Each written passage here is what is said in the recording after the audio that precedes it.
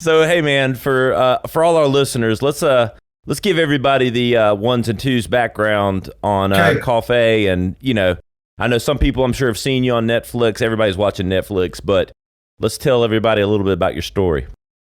My story starts out, I grew up in Central Texas. My mother taught school. My dad worked at the local jail, so she would graduate him and he'd welcome him in. And music was always a part of our house. My granddad sang on the chitlin circuit because a lot of black performers weren't allowed to go in a venue, so they would play at these houses and do these singing competitions and concerts, and they would basically feed them a plate, and they called it the chitlin, so you get a plate of chitlins for singing. And just ridiculously gifted vocalist. My mom was one of 13. Everybody in our family could sing. The caveat is most of them only wanted to sing in church. So my mother sounded like Bonnie Raitt with Whitney Houston's range.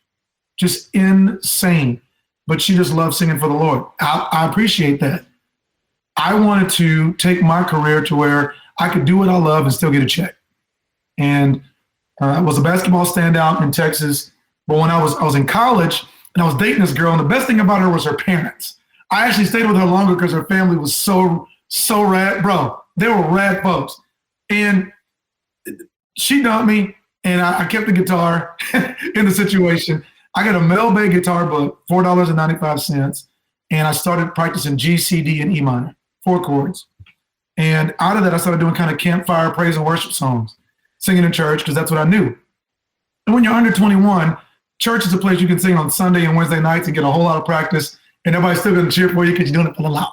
So at that point, I realized that I had a gift, and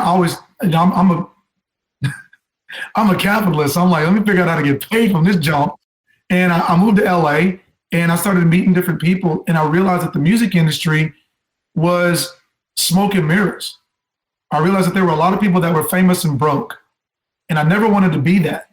And I ended up meeting Paul Wall, a rapper named Mike Jones, and they were at a Urban Network convention. And I asked their manager how he monetized, how he made his money. And I bugged him so bad that he really took 10 minutes, and I literally wrote down all these notes, and it gave me this blueprint on how to be successful in the music industry. At that time, it did change from CDs to downloads to streaming, but some things never change when it comes to business, no matter what business you're in. Number one is scaling. Number one is excellence. And number one is getting leads. If you do all those number ones, you end up pretty successful.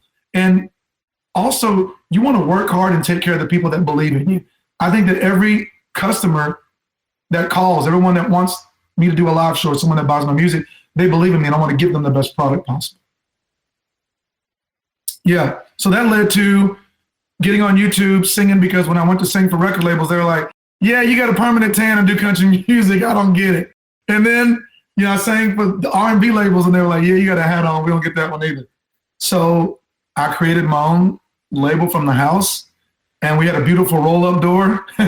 When you hit the button, it's called a garage, was our office. And out of that, I started doing videos every week on YouTube.